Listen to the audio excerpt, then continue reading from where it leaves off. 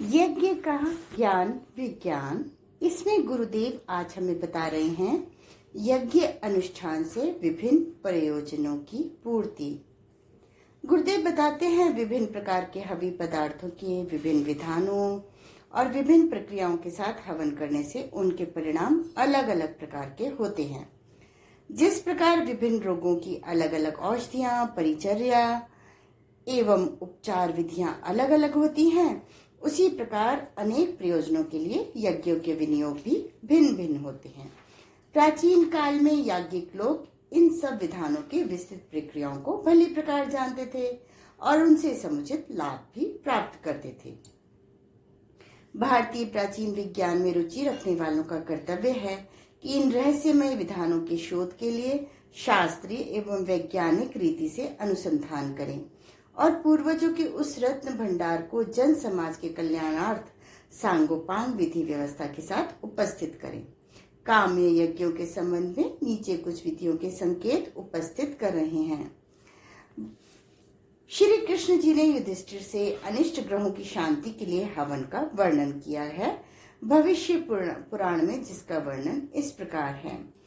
Homan तिल कृतई कुर्यात् गृह नामना तु मंत्रविद अर्कः पलाश खदिरौ यापा मार्गोथ पिप्पलः उदुम्बर शमी दूर्वा कुशाश्च समिदः क्रमात् एकैकस्य तिष्ठ शतमष्टाविंशतिरेव वा होतव्यं मधु सर्पिर्भ्यां दध्ना वा पायसेन वा सप्तमे तत्संप्राप्ते नक्तं सूर्ये सुतस्य तु अनेन कृतमात्रेण सर्वेषाम्यन्त युक्तद्रवः।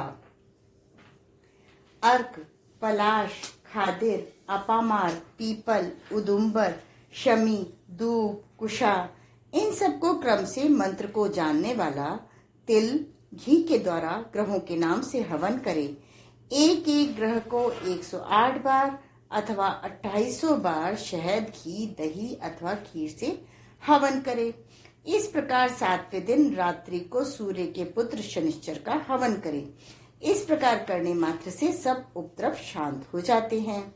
जब ऋषियों ने सूत जी से पूछा कि हमें अघोर रूप शिव जी की पूजा प्रतिष्ठा बतलाइए, तब सूत जी बोले कि अघोर रूप शिव जी की पूजा विधि विधान से करनी चाहिए, बिना विधि विधान के नहीं। लिंग पुराण में कहा गया है, तथाग्नि पूजां वै कुर्याद्यथा पूजा तथैव च सहस्रं वा तदर्थं वा शतमष्टोत्तरं तु वा तिलैर्होमः प्रकर्तव्यो दधि मध्यवाज्य संयुक्तहि घृत संतु मधुनां च सर्व दुख प्रमार्जनम व्याधीनां नाशनम चैव तिल होमस्तु भूतिदः सहस्रेण महाभूतिः शतेन व्याधि नाशनम। जिस प्रकार अघोर रूप शिव जी की पूजा कही गई है, उसी प्रकार अग्नि की पूजा करनी चाहिए। जैसी पूजा होगी वैसा ही फल होगा। 1000 अथवा उससे आधा 500 अथवा 108 बार घी, शहद, दही से मिश्रित तिलों का हवन करना चाहिए। घृत, सत्तु, मधु से किया हुआ हवन सब दुखों को दूर करता है और व्याधियों का नाश करता है।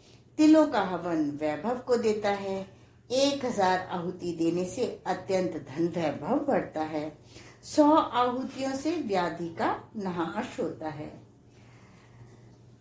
सहस्रेण जरोज याति क्षीरेण च जुहोतियम त्रिकालम मासमेकं तु सहस्रम जुहुयात्पयः मासेन सिद्धयते तस्य महासौभाग्यमुत्तमम् सिद्धयते चाब्द होमेन क्षौद्राज्य दधि संयुक्तम् यवक्षीराज्य होमेन जाति तंडुलकेन वा प्रीयेत भगवानीशो ह्यघोरः परमेश्वरः दघ्ना पुष्ट नृपाणां च क्षीर होमेन शांतिकम् षण्मासं तु घृतं हुत्वा सर्वव्याधि विनाशनम् राजयक्षमा तिलैर्होमान् नश्यते वत्सरेण तु यवहोमेन चायुष्यम घृतेन च जयस्तदा सर्वकुष्ठ क्षयार्थम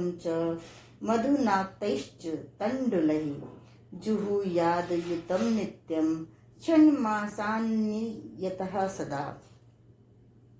1000 खीर की आहुतियों से ज्वर नष्ट हो जाता है। 1 महीने तक तीनों कालों में खीर की सहस्र आहुतियों से हवन करना चाहिए।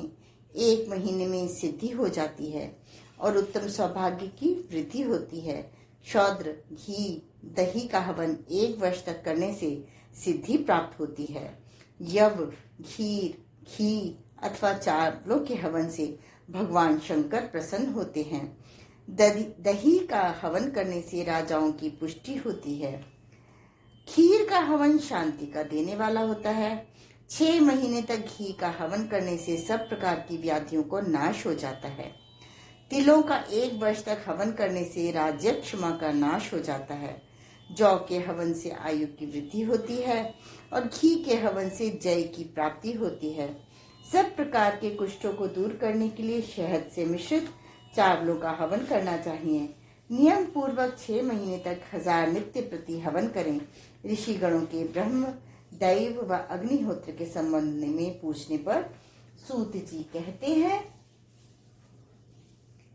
सोमवारे च लक्ष्म्यादि संपदर्थम यजेद बुधः आज्यान्नेन तथा विप्रान् सपत्नी कांश भोजयेत कल्यादीं भौमवारे तु यजेत रोग प्रशान्तये माशमुद्गाड कानेन ब्राह्मणान् चैव भोजयेत सौम्यवारे तथा विष्णुं दध्यनेन यजेद बुधः पुत्र मित्र कलत्रादि पुष्टिर भवति सर्वदा आयुष कामो गुरुवारे देवानां पुष्टि सिद्धये उपवीतेन वस्त्रेण क्षीराजेन यजेद बुधः भोगार्थं भृगुवारे तु यजेद देवान् समाहितः षड्रसोपे तमन्नं च दद्यात् ब्राह्मण तृप्तये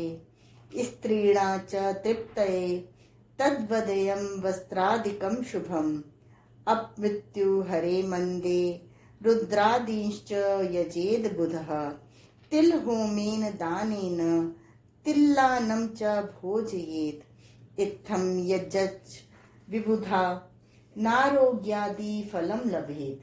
जो लक्ष्मी और संपत्ति की कामना करते हैं उन्हें सोमवार के दिन घृतान्न का हवन करके विप्र को पत्नी सहित खाना खिलाना चाहिए। रोग की शांति के लिए तथा काल आदि दोष निग्रह के लिए 4 सेर माश उड़द एवं मूंग से हवन करना चाहिए और ब्राह्मण को खिलाना चाहिए। सोम बुध गुरु एवं शुक्र को दधी अन्न से विष्णु भगवान को आहुति देने से पुत्र मित्र स्त्री आदि की परिपुष्टि होती है। आयु वृद्धि की कामना वाले इसकी पुष्टि और सिद्धि के लिए गुरुवार को उपवीत वस्त्र और दूध तथा घृत द्वारा देवों को आहुति प्रदान करते हैं। भोग की प्रवृत्ति के लिए शुक्रवार को शांत चित्त से देवों के लिए आहुति देनी चाहिए और ब्राह्मण को षड्रस पूरित भोजन करा के तृप्त करना चाहिए। अपमृत्यु से बचने के लिए स्त्रियों को वस्त्र आदि से प्रसन्न करके रुद्र यज्ञ का अनुष्ठान करना चाहिए। तिल का हवन और तिल का दान करने से, तिल का ही भोजन करने से आरोग्य सहित कई प्रकार के लाभ प्राप्त होते हैं। आज के स्वाध्याय का क्रम यहीं समाप्त होता है। अगले क्रम में हम फिर से आपको बताएंगे, गुरुदेव हमें फिर से बताएंगे यज्ञ अनुष्ठान से विभिन्न प्रयोजनों की पूर्ति। धन्यवाद।